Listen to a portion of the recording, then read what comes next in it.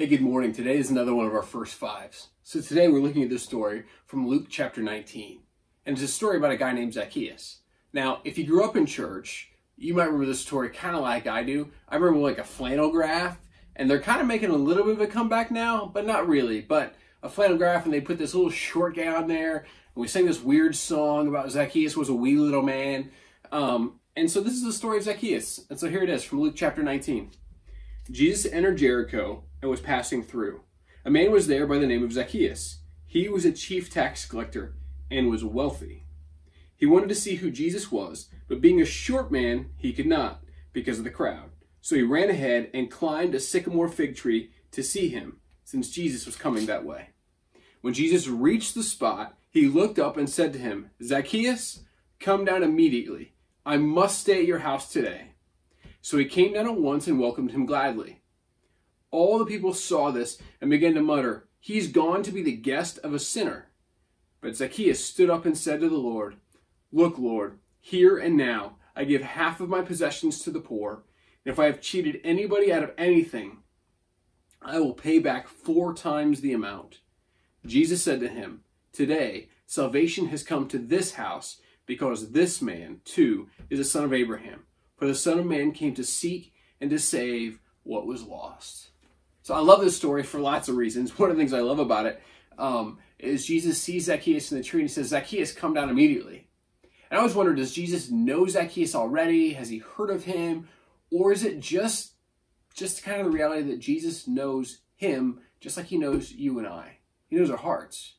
He knows Zacchaeus is searching for all kinds of things in life, and maybe you and I are like that. We're searching for something, and sometimes we find it, but often we feel like we're just looking, and Jesus sees us looking and says, "Hey, I want to be in your life. I want to be a part of your life." And so Jesus says, "Today, I'm coming over. I'm coming to be a part." And so Jesus goes to the house of Zacchaeus, and he's there, and people see him, and I kind of love this line. They say, all the people saw this and began to mutter, "He's gone to be the guest of a sinner."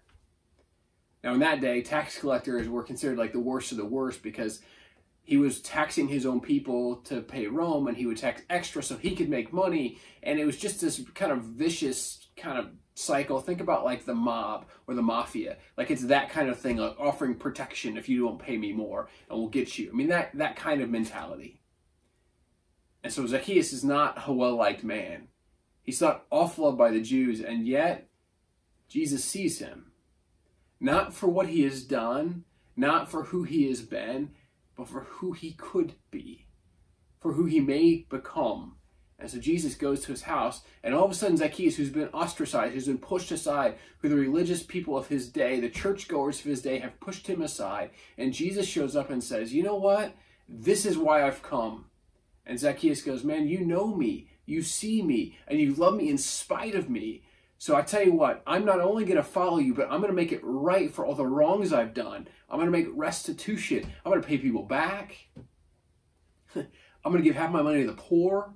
Like even my legitimate money I'm going to give away." Like Zacchaeus does this radical thing because his life has been turned upside down because Jesus sees him and knows him. And Jesus sees you and I, and he knows us as well. And even in spite of what we have done, he chooses to love us, just like Zacchaeus. And then this last line of this passage is really powerful for all of us. He says this, "For the Son of Man came to seek and to save what was lost." So here's the thing. You nor I nor anyone else is ever so far gone, has ever lived a life to such a degree that Jesus didn't come for them. There's no place you and I can go that's forsaken. There's no place you and I can go that Jesus will not go, because this is who he is. And so the good news for you and I today, you and I can decide, I want salvation to come to my house because Jesus offers it to you and I. And then you and I can choose to live in such a way that we recognize he's come to seek and to save what was lost. And you and I, whether we care to admit it or not, we've been lost. And maybe we still are. But today, Jesus comes, he says to you and me, today, salvation has come to your house or to your life. So may you rest in the salvation, the saving grace of God, who comes to us in the person of Jesus and says, "I know you, I know who you are, But let me tell you, there's nothing greater than you can be than a child of God.